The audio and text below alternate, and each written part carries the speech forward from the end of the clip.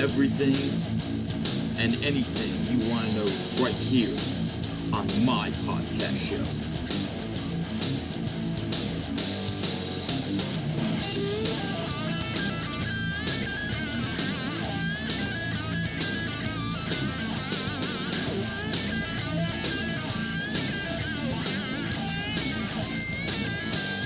Welcome to the House of Pain. Welcome to the Ron Payne Podcast Show. Hey guys, how you guys doing? Welcome back to another edition of the Ron Payne Show. Unfortunately, this is the last show for the year of 2015. We kind of live right now with Ronnie Nicole. Unfortunately, we're having a little technical difficulty. We can still hear her, but we can't see her. So hopefully, as time goes by, we can get her on video as well. Hi, Ronnie. Hello, Ron. Thank you so much for having me on your show. I'm so excited to be here. No problem at all. I'm excited to have you as a guest on the show. I've been saying it for weeks, saying how much how of a inspiration you are when you're in that ring, for men and women for that matter.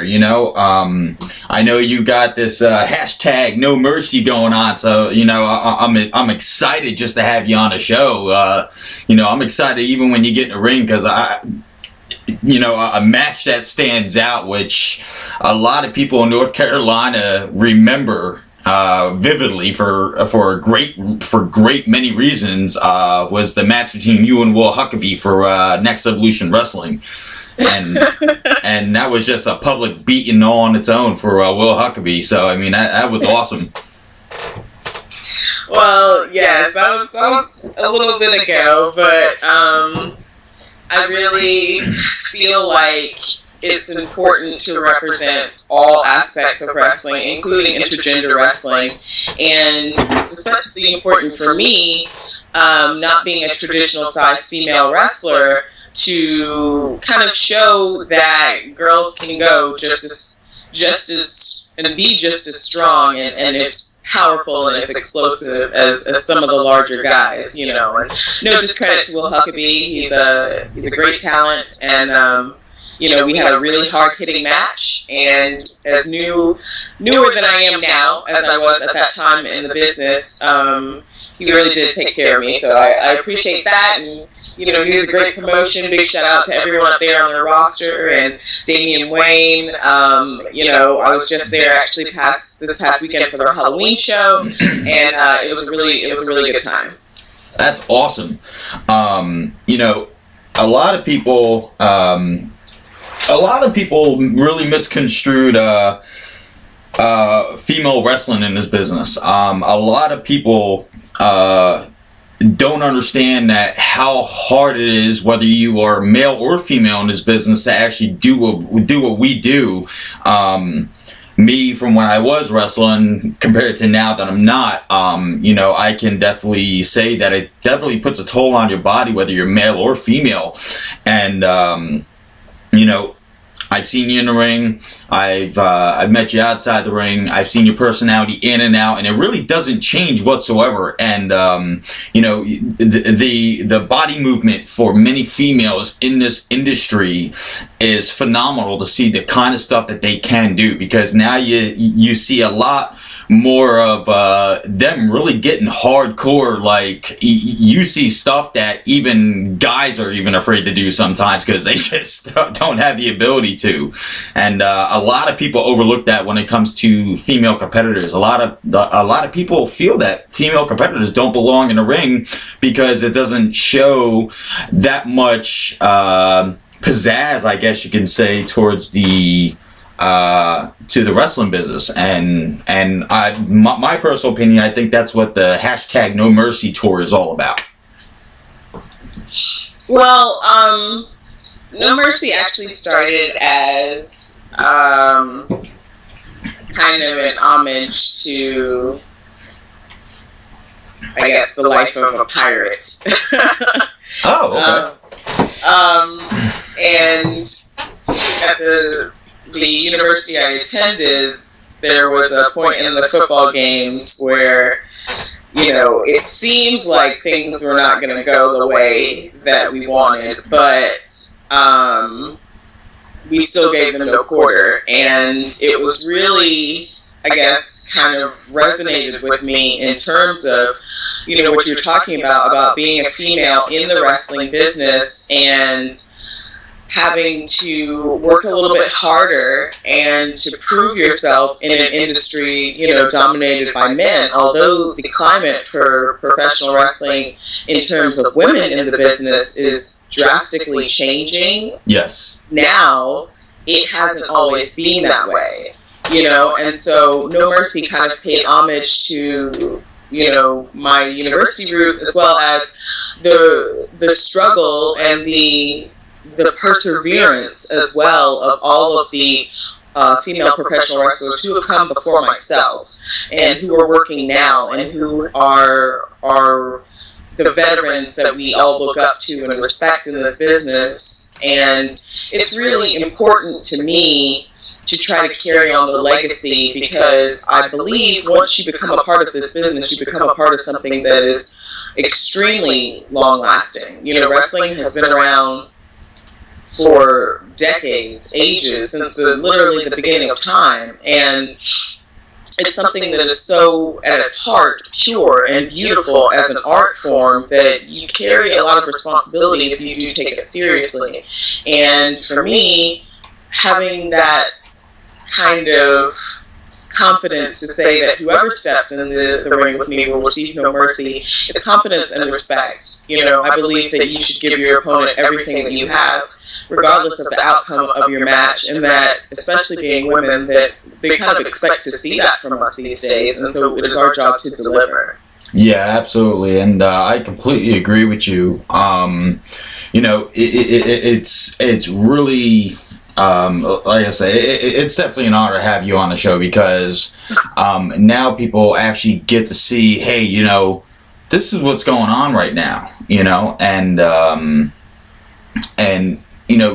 lot of people, like I said, they don't really get a chance to see that. And now they're going to see this all firsthand on, what exactly is going on right now, especially in this business. And for people that have not seen you yet, they don't really get a chance to see that. I do apologize. A lot of people don't get a chance to see that very often.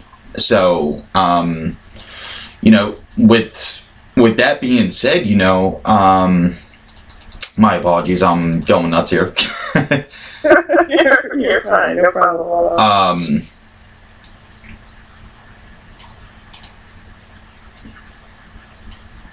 Sorry, I got like 4,000 emails for a second here.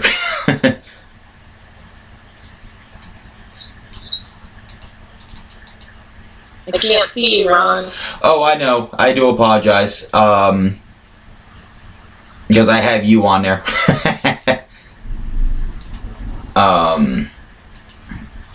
Unfortunately, something was going on with my website, so I was just fixing that real quick. This way, it made it a little bit easier for everybody to see. There we go. Now everybody can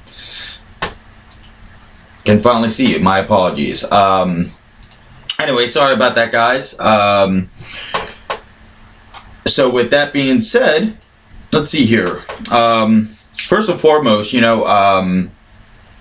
I understand you grew up in Houston, Texas.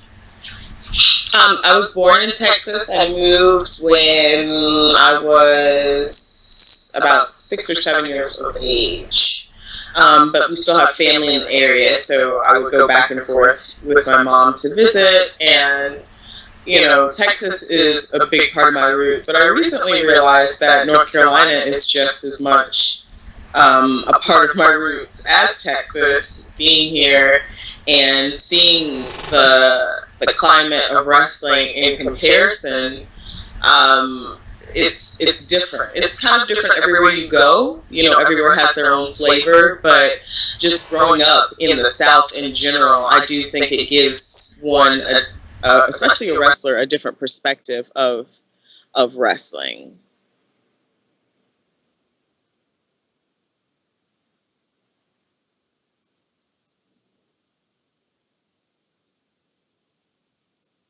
you know, is that where it actually developed, like the She-Hulk reference? Yes. Well, I'm a fan of comics and comic books. I actually collect kind of obscure comic books, ones that you really don't, hear too much about or see.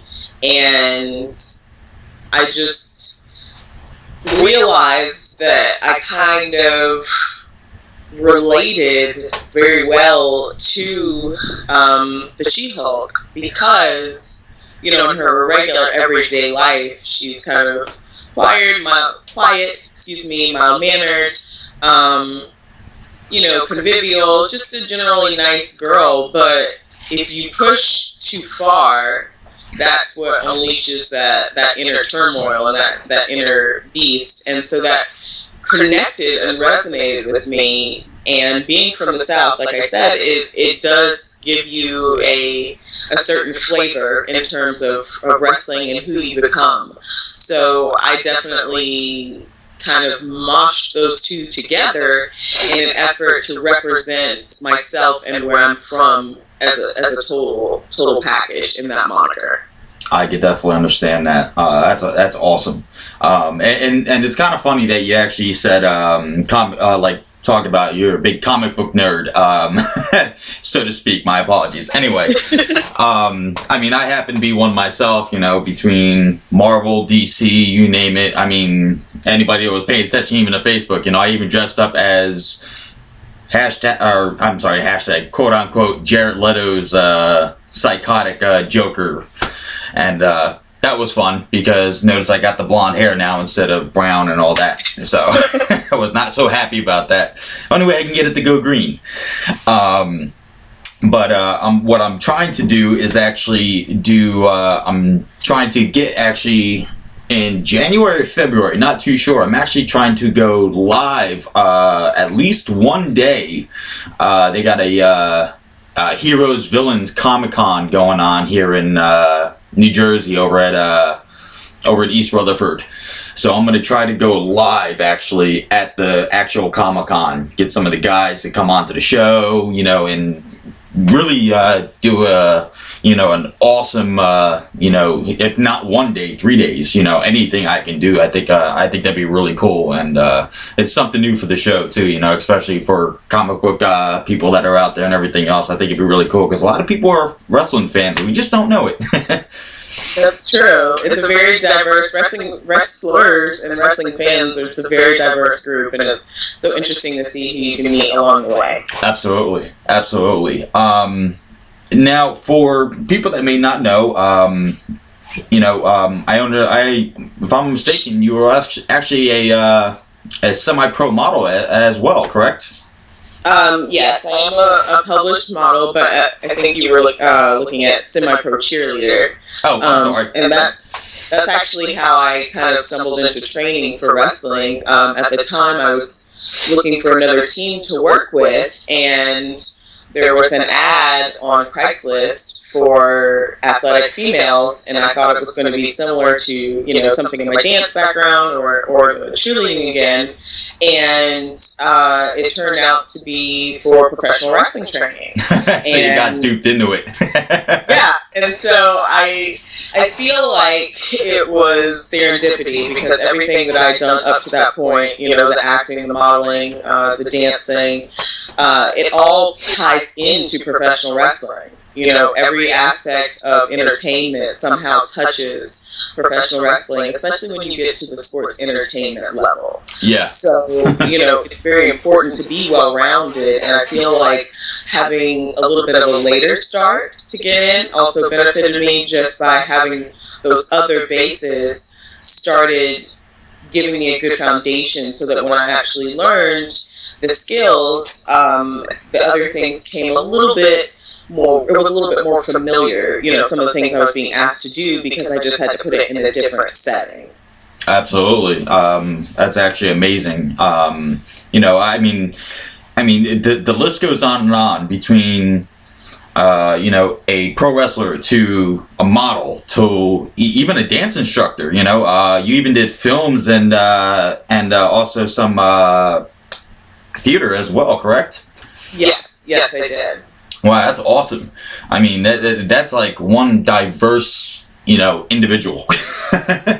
Well, the arts is always been a passion of mine. I used to dress up my best friend in all of my dress-up clothes when I was younger, and we would perform songs that I had written, and I would make clothes for my dolls and compose plays on my computer. Like, I was always doing something dealing with the arts or something dealing with arts and crafts, and that was just my way of expression. And like I said, wrestling is just a beautiful art. If you look at it, it's a dance, and it's supposed to tell you a gorgeous story, just like any piece of art that you look at, or a dance, or a movement in a piece of music. All of that ties into expression, and it can be subjective, but I think that's the beauty of it, is that everyone takes something different away from it.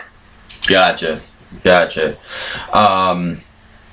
Now, what exactly, like, besides pretty much getting duped into it, what exactly, what was your inspiration for pro wrestling? Like, what really made you go, wow, this is something that I wouldn't mind doing, especially for somebody who stumbled onto it. I'm sure you've watched it in the past, but didn't actually really know you wanted to do it until you actually stumbled upon it. How did that actually all come about? Well, actually, I had been a fan since I was about 8 years old. I was very school oriented, at least that's how my mom raised me. She was very conscious of education and, making sure that I was getting grades, and, just how important it is to have that foundation to start. And so I wasn't allowed to watch TV. And so it was kind of a big deal, because I never really got the opportunity to be near a TV without her being around so that I could watch TV. So I'd be at school listening to my friends talk about all these things I didn't know anything about, and I just felt kind of left out. And so I think I was maybe in first or second grade. I'm not sure. I'm telling my age right now. But I was by myself, and I think it was the first Raw, the very first one. Wow. And to me, I had not seen anything like that. Now, I have a lot of my cousins are about 20 years older than me, and so I vaguely remember being little and seeing them wrestle, and like remembering some of my younger cousins who were maybe still in, I think, their senior year of high school when I was that age, them doing wrestling related things. But it wasn't anything like I had watched on TV. You know what I mean? Absolutely. So I'm watching the window to see if the car lights are coming, and watching the TV, and I was very breathless. Like, Undertaker came out, and I was terrified, and I was mystified. I was feeling all of these emotions that I, at my young age, didn't really have the words for. And seeing Yokozuna, and I think Max Moon was there too. I think he wrestled Shawn Michaels. But it was nothing that I had seen before. There were all of these over-the-top characters. You saw Bret Hart. You saw, jacked and tan Vince McMahon. You see Macho Man. And it's so, to me, I was just, I was a dramatic kid, so everything resonated so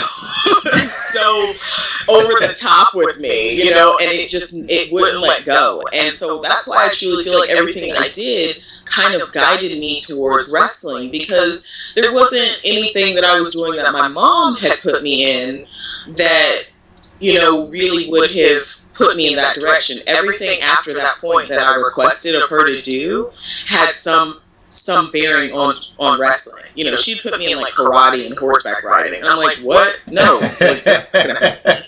And then she was putting me in flute lessons, and I was trying to duck those. So, you know, it was a lot of things that I didn't really, I liked, but I didn't like as much as the other things that started to guide me on this path. And so it took that long, but I feel like that was the benefit and the payoff for having all those experiences to lead me to these even more wonderful experiences, you know? Absolutely. And I've always tried to remain true to that, though, to wrestling. And I guess in some ways, because of the people who train me, I have an old school heart, but I realize that it's wrestling no matter how you dress it up or strip it down. You know, it's always going to be wrestling, and there's nothing that anybody can do to really change it, because if you do, you're looking at MMA, and they've already got their own audience. Yep. You know? So you don't really need to try to change it, because wrestling is beautiful in the way that it is. Sorry, I can go on a tangent. Hey, it's all right. I actually did get an email, actually, and have a few questions for you from a fan or something. So I'll get right to those real quick. First question was, what has been your favorite place to travel, wrestling wise? Oh, wow. Favorite place to travel. I mean, I just, that's hard, because I just love to travel. I have that gypsy spirit, you know what I mean? Like, I love going place to place. I love how I go from town to town and work with all these great promotions and kind of see the different landscapes and get to travel, you know, across the world. And how many people get to do that in their everyday life, you know? Absolutely. But, how about this? If you had to pick a place, how about that? If you had to pick one place that stood out more than the rest. That stood out more than the rest. You know, I'm gonna have to say Tennessee. Because you must be talking about Smoky Mountain Wrestling. No, and I have worked there, and shout out to Tony Gibbons. He runs a phenomenal promotion, and there's some fantastic talent up there. Oh yeah, absolutely. I've taken on some of their talent, actually. I did one show out there. Yeah, a lot of fun. Know, but just Tennessee in general, I've actually worked from a couple different places. The first place that brought me to Tennessee was Destiny from Magnificent Ladies of Wrestling. Shout out to all you lovely ladies. I love you guys.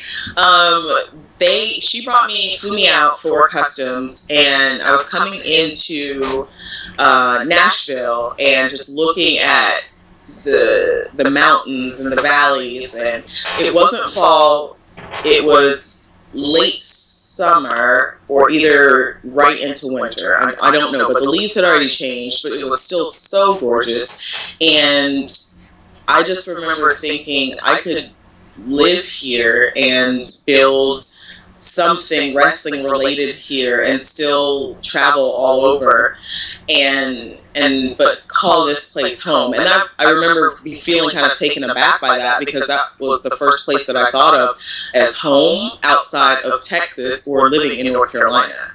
You know what I mean? And so absolutely. That was kind of a big moment for me. And then I would see, you know, people who live there post photos of where they live and the countryside, and it's just such a beautiful place. And the older I get, I notice the more that I love being around less things, you know, kind of out of the city. Absolutely. I love traveling. I have family actually in Jersey, and I love traveling to go wrestle, but I don't know if I can live there because that's too city for me. It's a little rough. I will be the first one to admit. I was born and raised out in Jersey, you know, so I could definitely contest that. Yeah. And, you know, I travel to New York quite frequently. I have family there as well. But for wrestling, and most recently, my traveling partner, Timmy Loretton, and I traveled there for Marvelous, and we were driving around trying to leave the city. We were going to grab something to eat, you know, and get back on the road. And it was a nightmare, Ron. Like, I felt like I was in Grand Theft Auto. Okay, all these people were yelling at me. And the ironic thing is here in North Carolina, everyone's like, "Oh, Ronnie, Fast and the Furious," you know, like, you know, everyone thinks I drive like Tokyo Drift or something. But I'm like, you guys need to go to New York. I'm the same way. I get scared. Like, if I'm not used to driving with somebody who actually lives in a state or hasn't been there in a long time, and then they get on the road, you kind of see a different side of them that you've never seen, and you're kind of like holding on for dear life to that handle, going, "Oh my God." Like, I have to drive once to get to Maryland, Washington, Jersey, New York area, because he's like, "Dude, I can't handle this. Like, I just got flipped off by a cop. What's going on right now?" And I'm like, "Listen, you have to drive how they drive up here. You know, that's the trick. When you go to that state, you go with the flow of their traffic, or you lose your life." Yeah. It is so stressful. Yep. But, you know, Tennessee is one of the places that stands out. And then Massachusetts was a close second. Just being up in that area and being by the water or the harbor, that was really, it was a different feel. You know, I like the New England-y type of feel, you know, and hopefully to get back up there soon. I can definitely understand. Did I lose you? No, I'm here. Yeah. Oh, okay. Sorry about that. It got really quiet. I was like, wait a minute, what happened? Now, like, and hold on, we got same person, different question though. By the way, this email comes from TCB17. Don't know where that's from, so we'll see. Let's see here. There's actually 4, but we'll get to the other 2 because I'm sure we'll get to those questions later anyway. The 4th one, I'm kind of afraid to ask, but at the same time, I think you might know who this is by the question. And it says, "Can she quack like a duck?" I don't know why that question was asked. And I'm taking it that you really do know who that is. I do know who that is, Ron. I am. That's the best question ever. I'm mortified that they would actually send me that. And I will, Ron. I'll have to explain that to you off air because we cannot definitely get no problem at all. But well, if the fans want a controversy on this show, well, you have got it. Oh my goodness. That'll have to be like your after late night under like a special. Oh my God. All right, you know what? Oh Lord. Oh God. I'm almost gonna cry. It's all right though. Oh Lord. All right. On to some more here. Before we take a short break to talk about different promotions. Next, then, before the short period that we're going to do is, what would be your,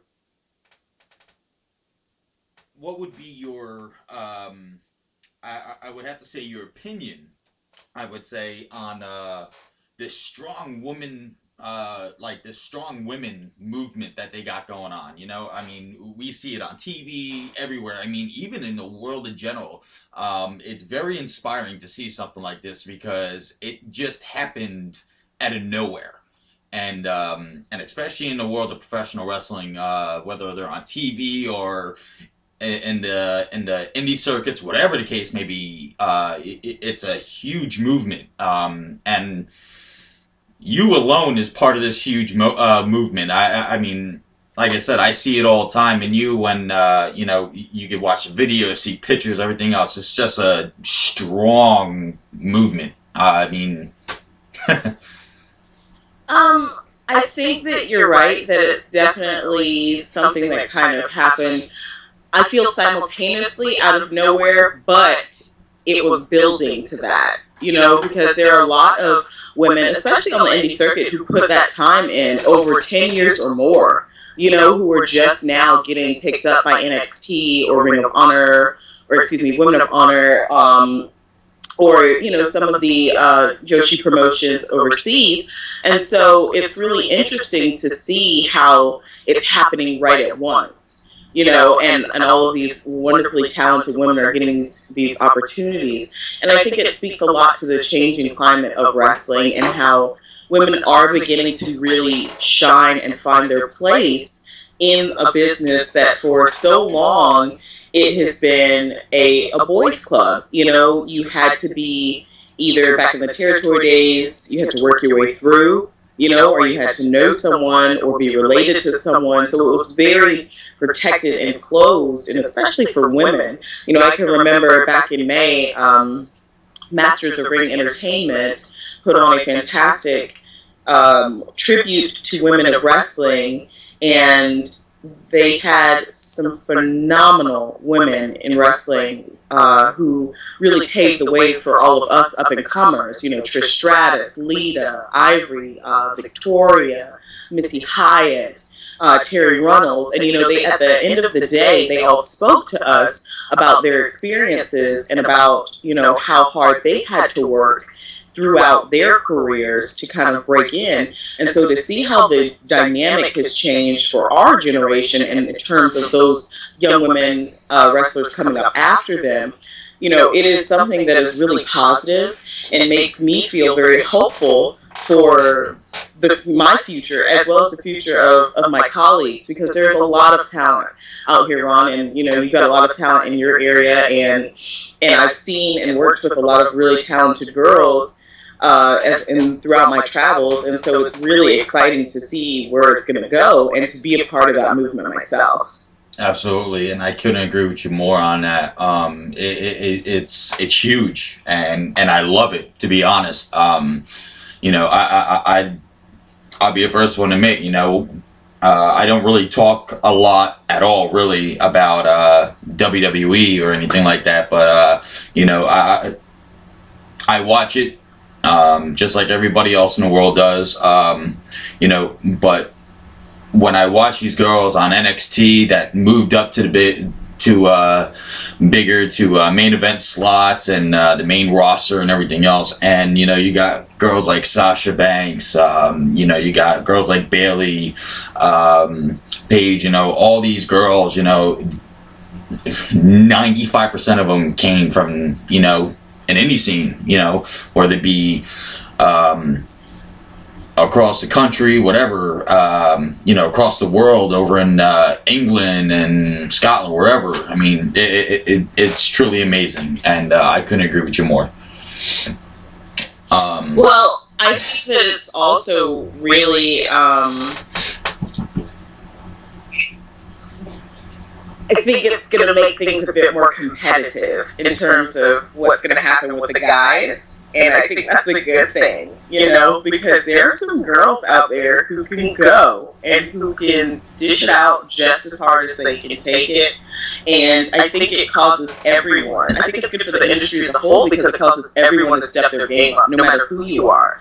You've got to come with it, because to stay relevant and to stay someone who is going to make a worthwhile difference in the wrestling business, you've got to be able to keep up with the best out there. And in order to be the best, you've got to put yourself against the best. And whether that person is a man or a woman, that's the real, testament to me. Absolutely. Couldn't agree with you more. Real quick, before we continue, for everybody that knows the show, this is the part where we promote. Southside Pro Wrestling, Warwick Rec Center, and Newport News, Virginia. Saturday, November 14th, 7:15 bell time. You got Bo Crockett, NEW heavyweight champion, going to be issued. You got guys like Jason Register. You got you got Asafi. They're their champion over there. Among others, you got Sonic Boom there. We got an old flyer as well. We were just talking about the October 31st show, Feast of Fears. I actually watched watched some of the show actually on whatever they were doing it live, but it was through like a website, and I can't remember what the website was to save my life. But that was an awesome show. Geordie Bulldogs, yourself. You had Lou Retton there. Bo Crockett, their champion, Asafi. I mean, all these guys, Saturday, November 21st, Body by D Gym. Fallout. You got Fusion Wrestling going on there. You got Tom Pritchard, Ronnie Garvin. They're also going to be doing meet and greets, and that's going to be one heck of a show. Bell times at 6:30. The meet and greets all start at 5 o'clock as well. And that's over in Yorktown, Virginia. I mean, can't ask for a better card there. I mean, look at this card. 19th anniversary show, Jersey All Pro Wrestling, right here in New Jersey. Saturday, November 14th in Broadway Rec Center. You got guys like Rey Mysterio, Low Key, MVP, The Hardys, LAX. Oh God, they reunite. You got Joey and Candace from TNA that were also there as well, among others. This is a benefit show, memorial show in honor of Fat Frank, who was the original owner of Jersey All Pro. Yeah. And I can't honestly wait for that. It's supposed to be an awesome show. If I get the chance to get down there, I will. I got a lot of things going on as it is. Before we continue on, let's see here. For those that are looking to contact Ronnie, NICOLE, for whether it be bookings or whatever else, Ronnie, I'll let you take it from there, where to reach you at, whatever the case may be. For bookings, make sure you connect with me on my Facebook page, which is She-Hulk of the South. You can put it in Ronnie NICOLE, and you'll see that under Athlete. And you can also email me at ronnienicolor@gmail.com. Please follow me on Snapchat. I am still learning how to use that. Me too. But yeah, it's new. I'm trying to get with it. Ronnie NICOLE R. My Twitter is @Glitterlicious, and my Instagram is @GlitterLiciousFierce. And please follow me on the tweets, so Pro Wrestling Tees will finally allow me to make some awesome shirts on their website. And make sure when you like my page, you also like Live at the Armory, the Ron Payne Show, Turnbuckle Cupcakes, and Timmy Lee Retton. All of those are She-Hulk approved. Awesome. Now, I'm going to pull out some a nice slideshow for you. Can you actually see this? Yes, I can see the pictures. Awesome. Tell me a little bit about this real quick. Each slide, I think, is maybe 15 seconds long. What belt is that exactly? That was a temporary belt, but that was the day that I won the Gouge Women's Championship from Jennifer Blaze. And that is the actual belt that I'm wearing in this slide.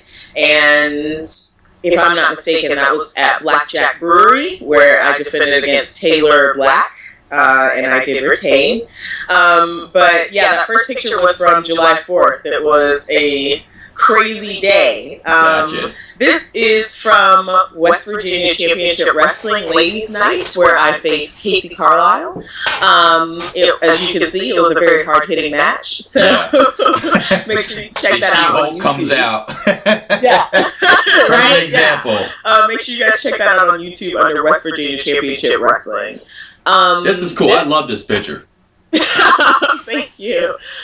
This is from a photo shoot that I did with Jack Oak Photography. He is a fantastic photographer, very patient, extremely professional, and we took some really great shots together.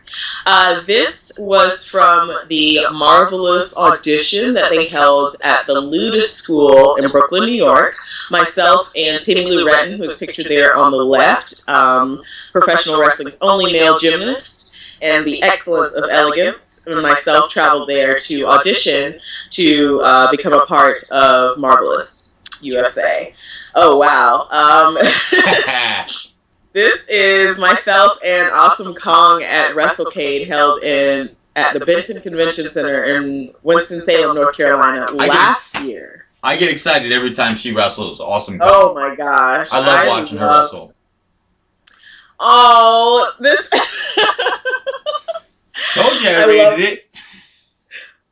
I absolutely love this. That's why I put it on there. I thought it was really cool. Yes, this was actually drawn for me, and I just want to first shout out and say oh no, it went away.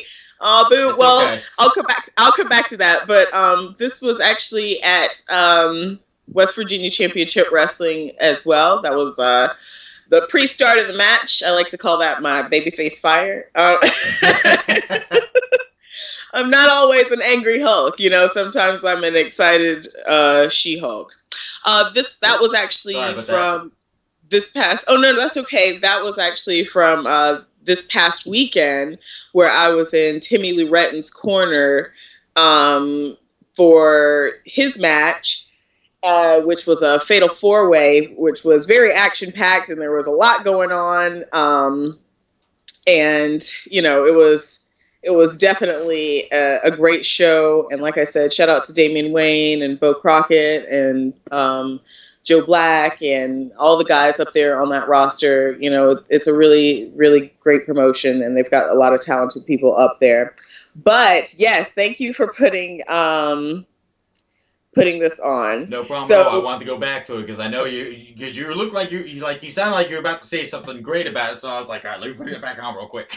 Yes. So I don't know if you have heard of him, but Franklin O'Neill is this fantastic artist. Okay, he does all of these really amazing wrestling and non-wrestling related sketches, and he's actually been recognized by a lot of the wrestlers and people that he has done the art for. And so I think even at one point he was the Usos had his photo as their like Twitter photo, and so like when it went up online, it showed it. But That's he's cool.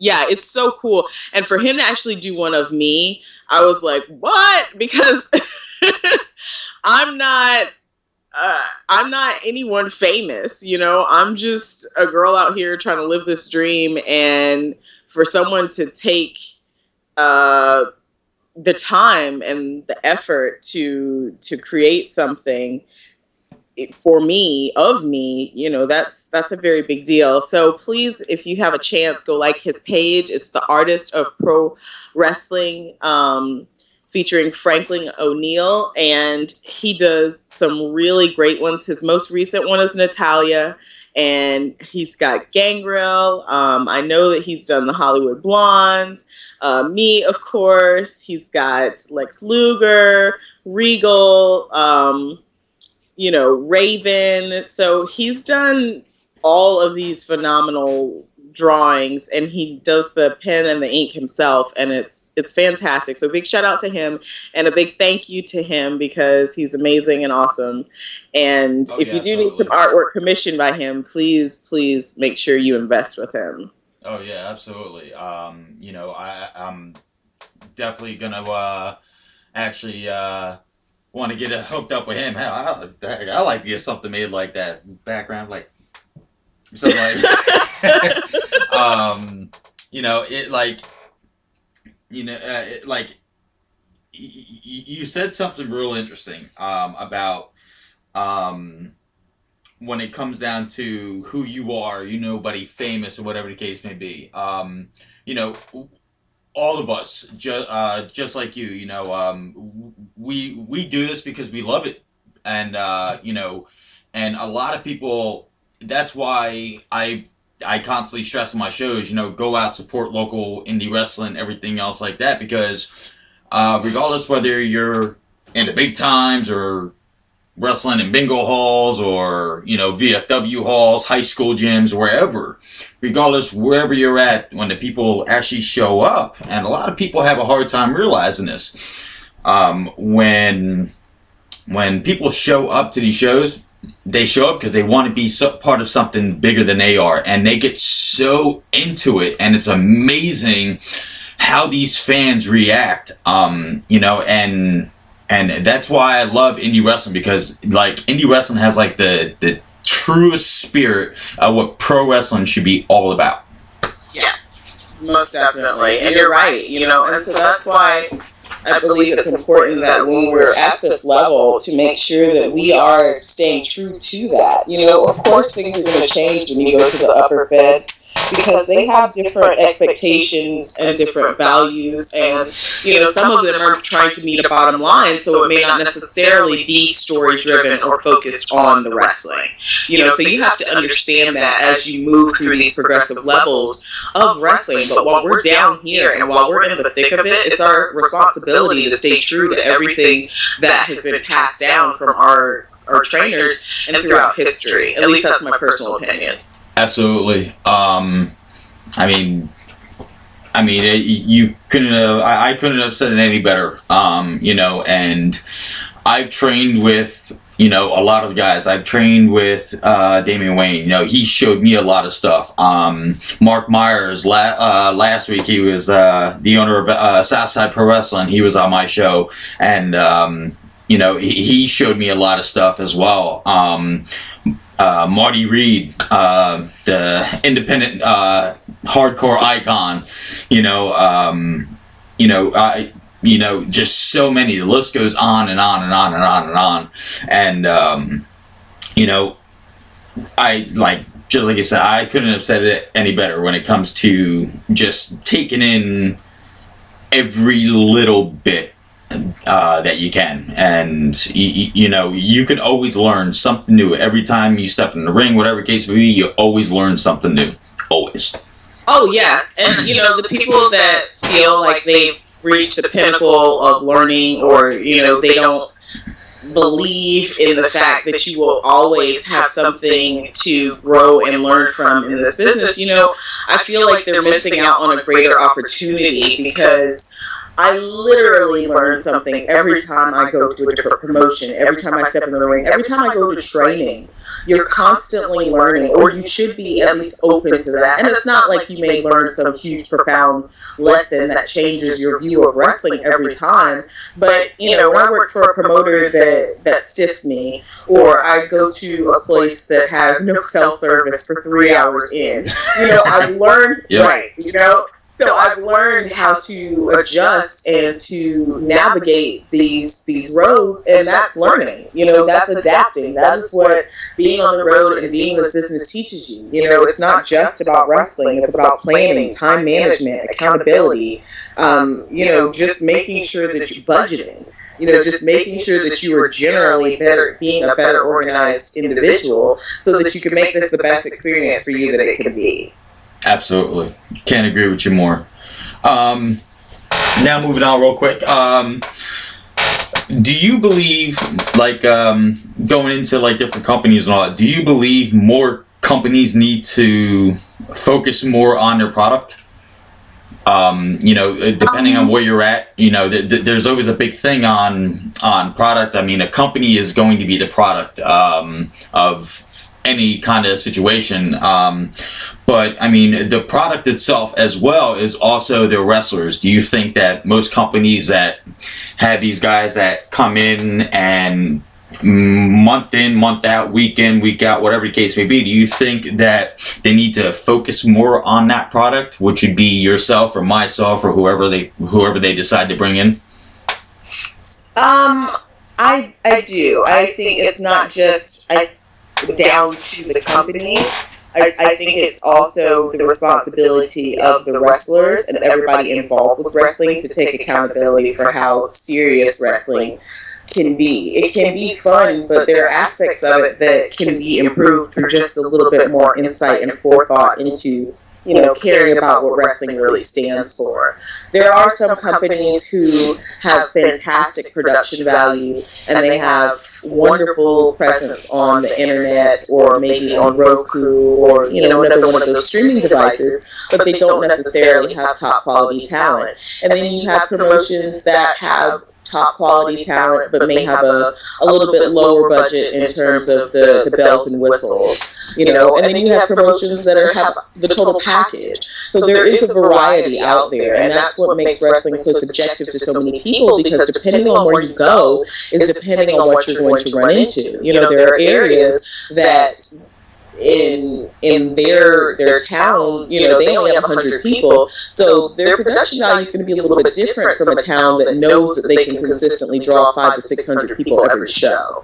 There's going to be a little bit of a different approach, I feel. But if everyone's approaching wrestling as a business, and to be fair to everyone involved, then I feel like that is the best way for everyone to take accountability for wrestling. Because if you claim to love it, then you'll do anything to protect it and to make sure that everything goes well for everyone involved. Promoters have to make sure that they understand that putting your life and your body on the line is not acceptable to do for free.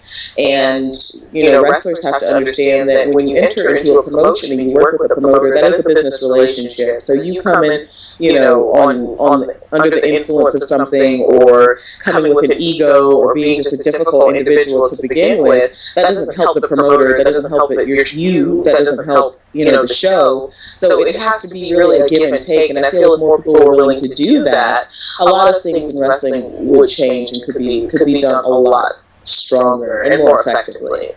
Absolutely. Absolutely. Now, what about social media feeds?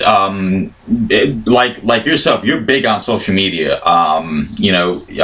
Between Twitter, Facebook, even Snapchat now. I still don't even know how to work Snapchat. So,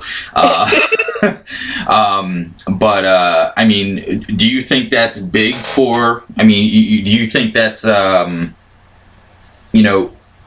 lot easier for companies to do that?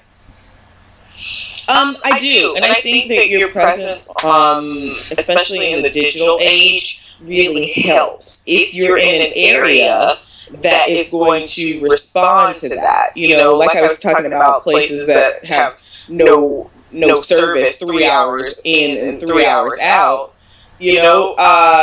they may not have so much internet and Facebook popping there, Yeah. So you may have to utilize a different form of quote-unquote social media in order to alert people to your show or what's going on. But I do believe having some sort of internet presence these days is very important, because everything is moving and gravitating towards that. And so if you are caught lagging behind, then you miss all those opportunities to reach an audience that could be traveling to your area and looking for something to do. You could be missing out on a sponsorship of a business that would be willing to partner with you and work something out, or someone who was maybe a wrestling fan from back in the day and didn't realize that wrestling was running in their area. There's any variable number of things that could be going on that you could be missing if you're not actively putting yourself out there.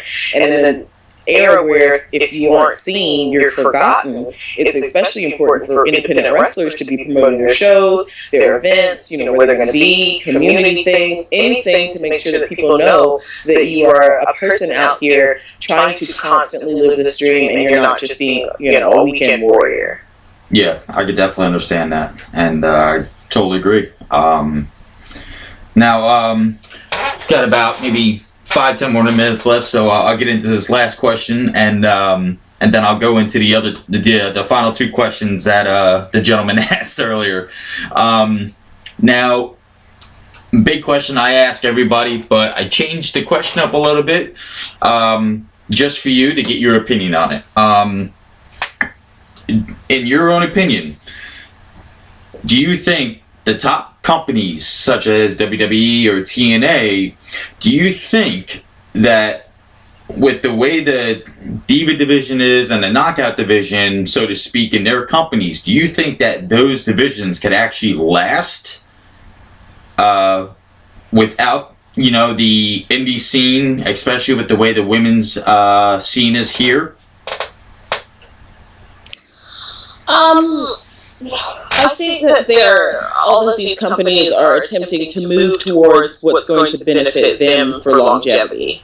So I feel like mixing the knockouts in with what's going on with the guys right now in TNA, that's kind of giving a boost and a different credence to their women's division.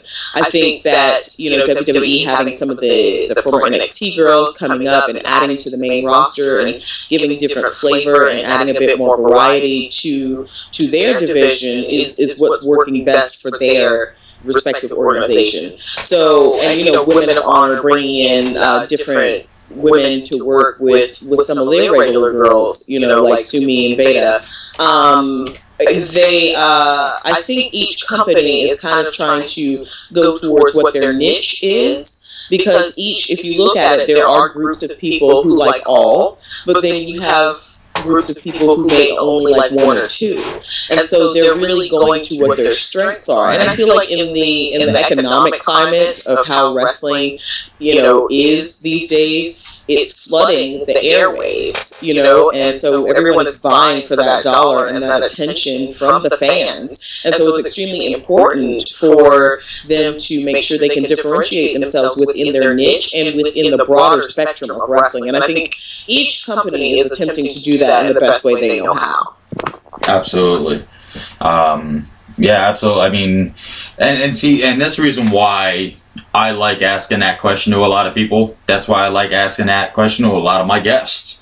Reason being is because everybody has a different opinion about it. Everybody. And, and it all kind of boils together, I see the way they are, and like I said before, they're pulling people from England and, across the seas. They're pulling people from every which direction, and in order for them to develop a new product, they need new face. And, that's what I love about this question, because there is no right or wrong answer. It's based off an opinion. And I mean, thank you for that opinion. Because I couldn't have said it any better. And like I said, my opinion can change every week because of different things that you see. Right. And it's very subjective, and I think people also have to realize and remember that about wrestling, is that everyone's going to have their own opinion and it's going to affect them in different ways. But isn't that what art is supposed to do? It's supposed to make you think about something within yourself and kind of reflect upon what you're seeing. So no, not everybody's going to see everything the same way. Now, yes, there is a proper and a right and a way of doing things, but at the end of the day, when you're looking at these different products, you can't compare one to the other like this is right and this is wrong, because in terms of wrestling, they're all right and wrong. It's just different shades of gray in terms of what we believe and what we put into this business. That's just my opinion. Yeah, you're absolutely right. You can't put a tag on anything because it's going to change every time. Yeah, exactly. Real quick, let's see here. Let me get to that question real quick. From the question for TCB17, whoever you may be, I love question number 4, and me and Ronnie, we're going to talk about that question after we get off the air. But I'm going to go to one of those questions. It's if you had to pick top 3 people that you have wrestled, who are the top 3 that you've wrestled? Oh, wow. No. Oh, man. This person's about to get a beating, whoever that is. I feel like they're trying to stir the pot a little bit, Ron. I see that. Well, hey, I'll be the first one to tell you, you don't have to answer it. Just, the questions are there, even just like the top 3 she wants to wrestle, you know what I mean? There's a lot of stirring the pot. Let's say this. The top 3 people that I would love to work with. Can we do that? Sure. Or that I'm excited to work with. One is Lady Tappa. This is one of my dream matches. I will be working with her November 22nd in Charlotte area, Pineville, North Carolina, if I'm not mistaken. And that's one match that I'm definitely looking forward to. You know, she is a giant, gorgeous, you know, tonguing queen, and I'm a scrappy Southern belle. So we're going to see what happens when those 2 forces of nature step into the ring. She's with the Global Force, correct? Yes. Gotcha. Yes. Global Force / TNA, whatever they're doing. Right. I definitely am looking forward to that. You know, sometimes friends fight, and this is just going to be one of those times. Who else? I would have to say Candice LeRae, because I have met her a few times and I've always been a big fan of her work.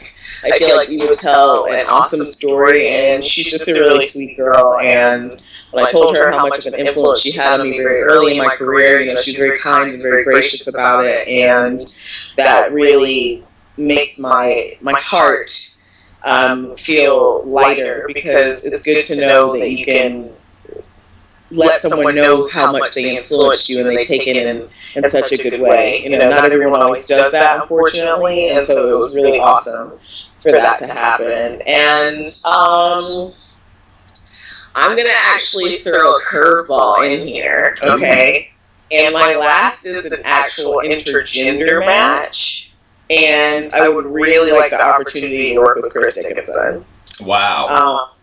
I really think that would be a notable match to watch. You know, so those are my 3.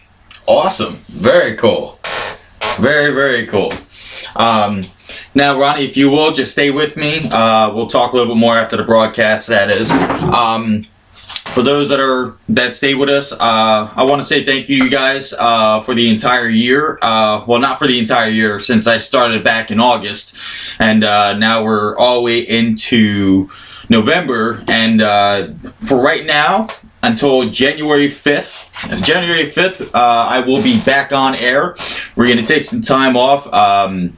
Bigger, better anarchy is going to reign. That's all I have to say, because I want to make this, you know, and reason why I say anarchy is going to reign, it's going to reign again, but I want to make it to where this defeats all other website podcasts, any web podcast that you have on YouTube, whatever the case may be. I want this to be the #1 show that everybody watches when they want to watch something about indie wrestling. Does not matter. I want to make it to that point.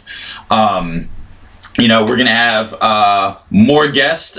January 5th, I'm going to do a 2-hour live special where we're going to start off the new year with a bang, with a new set, and a lot of new faces coming into the scene, a lot of old faces. But a very big, I don't want to kind of like, you know, I want to give you guys an opportunity to actually be prepared for what's coming on January 5th, because January 5th, live on my show, I will have the Experience Damian Wayne as my special guest on the show.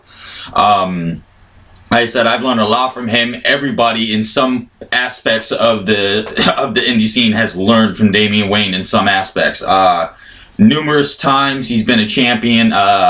You know, he's also been the NWA. NWA. Oh my lord, I am drawing a blank. Wow.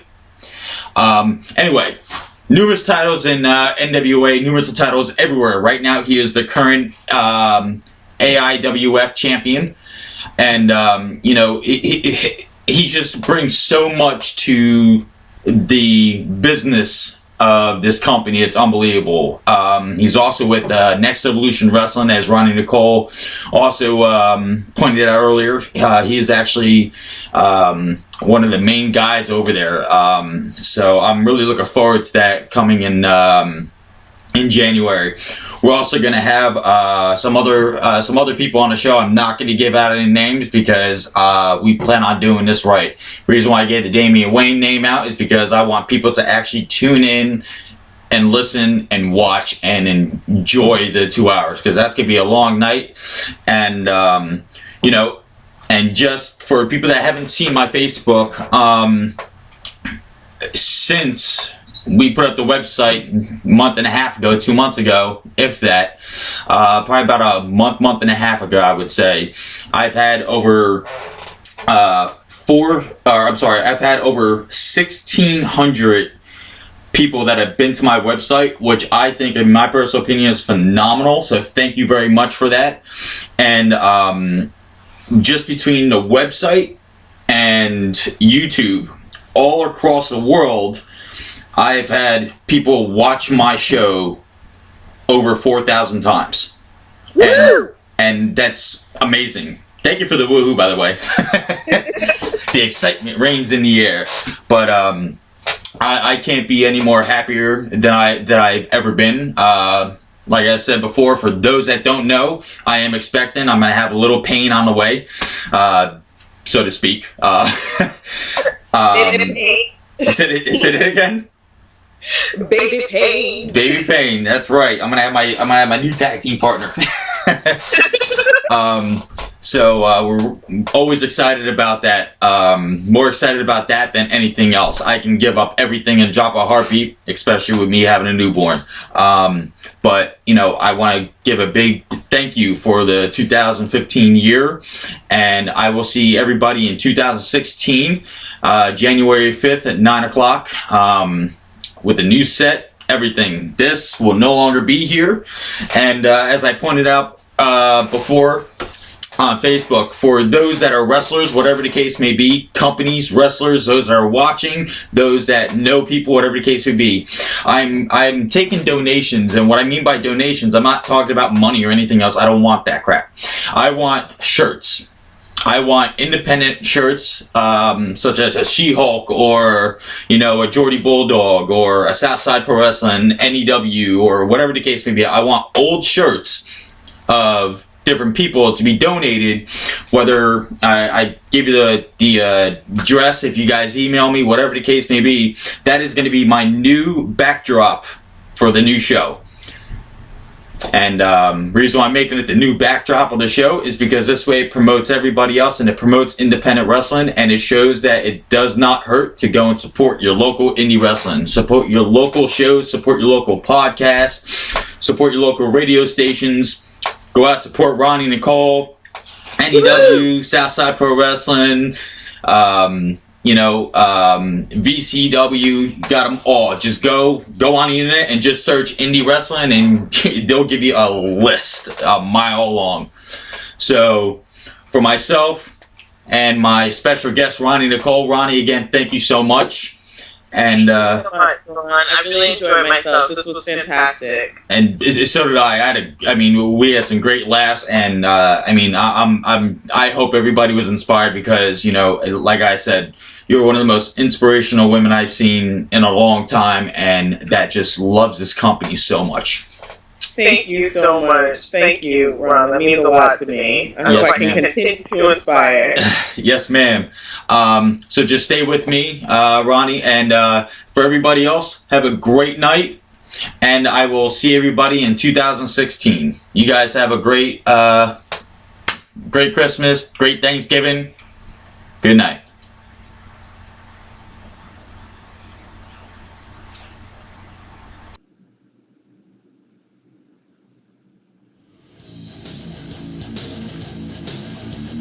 Everything and anything you want to know right here on my podcast show.